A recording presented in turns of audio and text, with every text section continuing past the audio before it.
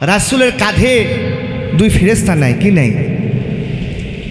কিরামান কাতিবিন ফেরেশতা আছেন আমাদের কাঁধে গুনাহ লিখতেছে, রাসূলের কাঁধে কেন নাই? বলুন তো কেন নেই?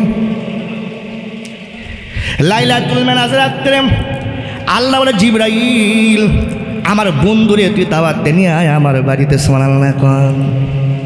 জিবরাইল মিরাজ রাত্রে নবীকে নেওয়ার জন্য খানায় কাবাতে আইসা দেখে নবী আমার হাতিমে কাবার পাশে শুয়ে ঘুম পারে, সুবহানাল্লাহ কর। জিবরাইল বলে, আল্লাহ আমি আপনার বন্ধুকে নেওয়ার জন্য তো মক্কায় চলে আসলাম, আইসা দেখে আপনার বন্ধু তো ঘুম পাড়তেছে।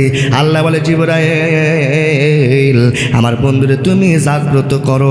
তখন জিবরাইল ফেরেশতা বলে, আল্লাহ গো আপনার বন্ধু তো ঘুম পারে, আমি কেমনে তারে জাগ্রত করব? সুবহানাল্লাহ। আল্লাহ বলে, জিবরাইল তোমার জিহ্বাটা আমার বন্ধুর বাম পা ডান পা মোবারকে একটুবার ঠেকায়া দাও জিবরাইল। ঠেকানোর সঙ্গে সঙ্গে আমার বন্ধু ঘুম থেকে জায়গা যাবে।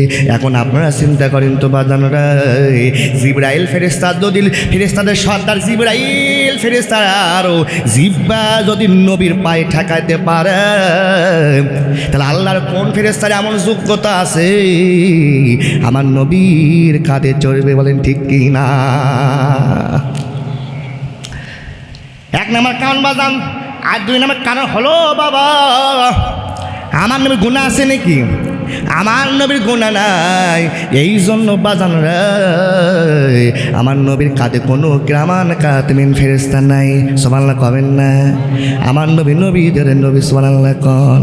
ছোট্ট পিপিলিকা নিয়ত করতেছে, ও আল্লাহ আমার বড় মন কাটে হজ করব। বলেন তো কে বলতেছে?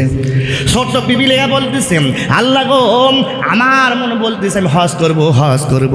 বাদাম নেই এখন পিঁপড়ার তো কোনো যার বুদ্ধি নাই, মনে করি বাংলাদেশে পিঁপড়া নিয়ত করতেছে, আল্লাহ গো আমার নিয়ত হলো আমি তোমার খানা কাবা তোয়াব করব, তার সাথে সাথে আল্লাহ গো তোমার হাবিবুল্লাহ রওজা মোবারক জিয়ারত করব। বাদাম নেই এই নিয়তটা এই দোয়াটা আল্লাহ কবুল করছে।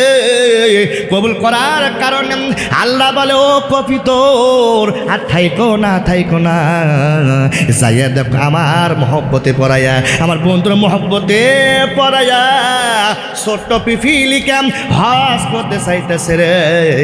যারে কপিতর যা ও ছোট্ট পিপিলিকাকে মক্কায় নিয়ে আয়, সুবহানাল্লাহ কন। মাদান ওই কপিতর করে কি, উড়াইয়া উড়াইয়া যে জায়গায় পিঁপড়া পাহাড়ে বেড়াইতেছে, বাদান ওই কপিতর আইসা করে কি পিপিলিকার সামনে দাঁড়ায়া যায়। ওই পিঁপড়া করে কি, আল্লাহ বলে পিঁপড়া ওই যে কবিতর তোর সামনে গেল রে, তুই কবিতরে পায়ে কামড় দে।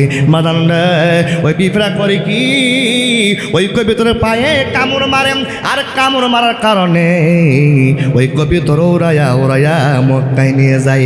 মক্কায় নিয়ে যায় যেখানে খানা কাবা আছে, ওই খানা কাবার ওপরে পিপিলিকাকে ফালাইয়া দেয়। সুবহানাল্লাহ, লা ইলাহা